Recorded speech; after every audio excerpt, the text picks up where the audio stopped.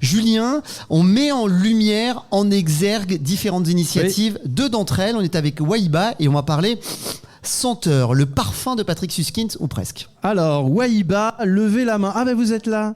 D'accord, mais vous vous appelez Biba, c'est votre surnom, très bien.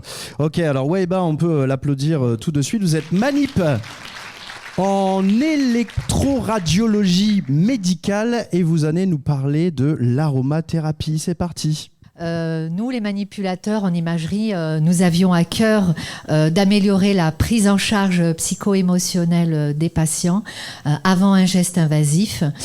Donc, grâce à l'aromathérapie par olfaction, nous avons ciblé pour commencer que les patients atteints d'un cancer du sein. Nous proposons 3 mélanges d'huile essentielle.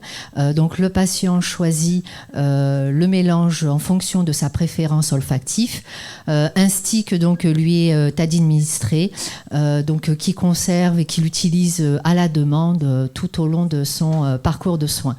Une étude est en cours sur l'évaluation de la perception de l'aromathérapie en cancérologie.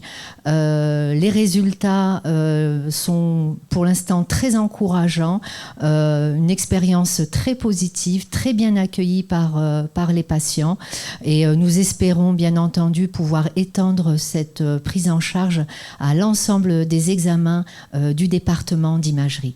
Merci de mettre en lumière ce projet. Merci. Et merci à vous pour vos arômes. J'ai juste une question à Wahiba. Julien, si tu me permets. Je suis là. Parce qu'on n'avait pas la réponse, on l'avait posée en préparant cette émission tout à l'heure. Est-ce qu'il y a des arômes en particulier auprès desquels les patients sont plus sensibles ? Alors effectivement, on a 3 mélanges, oui. Et il y a 2 mélanges qui sont assez appréciés par les patients. Chocolatine, non ? Peut-être Pas encore. Pas encore. Mais agrumes et odeurs boisées sont vraiment très sollicités. Il y a par un les sentiment patients. réconfortant un petit peu pour eux, sans doute. Tout à fait. Mais c'est un doudou. On parle d'un doudou olfactif, effectivement. La fameuse Madeleine de Proust. Merci, Wahiba. Exactement. Merci. Pour cet éclairage. On continue, Julien, et cette fois-ci, on va parler actualité avec le professeur Florent Puisset. Professeur, où êtes-vous ? Il est là, professeur. Bonjour, Florent. professeur, parlez bien proche du micro.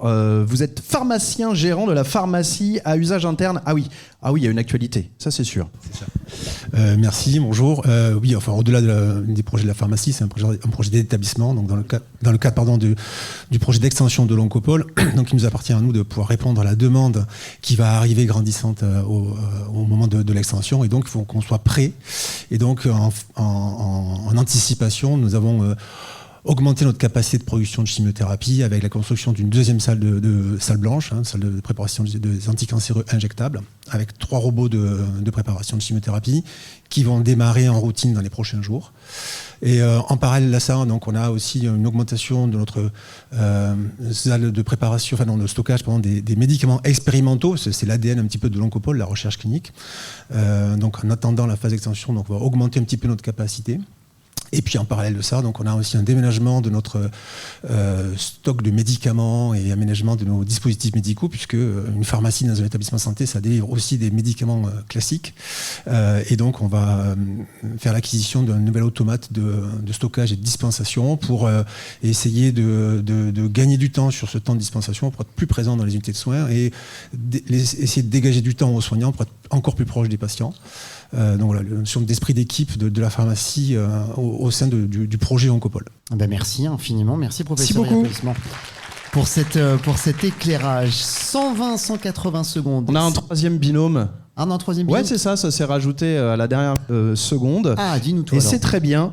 Je voulais juste rajouter, professeur, que nous avons été voir vos salariés, notamment du coup à la Sandrine, c'était ça son prénom, je crois. Et nous avons enregistré donc une petite séquence, un reportage au sein de la pharmacie pour exprimer un petit peu le quotidien. Et donc c'est à retrouver très bientôt en vidéo, bien sûr, sur le YouTube de l'Oncopole. Alors c'est à vous, messieurs. Qui prend la parole ?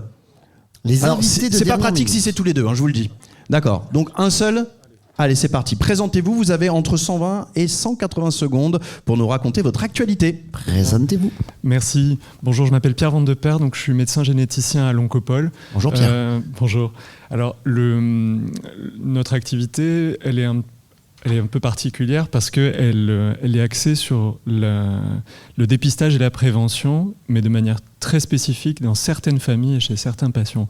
En fait, l'oncogénétique, le but premier de l'oncogénétique, c'est identifier des patients présentant des prédispositions génétiques familiales à certains types de cancers qui sont rares et avec des risques très élevés, de manière à pouvoir organiser du dépistage et de la prévention de manière beaucoup plus personnalisée et adaptée chez ces personnes-là par rapport au dépistage classique dans la population générale. Ces dernières années, notre activité est de plus en plus en interaction aussi avec le parcours thérapeutique du patient, donc avec des informations génétiques qui peuvent influer certains traitements dans certaines situations. Et donc on est de plus en plus en interaction avec les autres services de la structure. Et on a aussi une activité de recherche au laboratoire de génétique qui est focalisée pour l'instant sur le cancer du sein masculin, sur le cancer colorectal très précoce et sur certains facteurs de risque aux hémopathies. Très bien, merci pour cet éclairage, bravo. Et merci de vous être invité en dernière minute, c'était parfait. On va parler dans quelques instants avancées technologiques, les nouvelles technologies avec le docteur Pierre Cordelier. Mais qui dit nouvelle technologie dit vigilance, évidemment. La cybersécurité, c'est l'affaire de tous. Et à l'Oncopole, on renforce nos mots de passe. Comment ?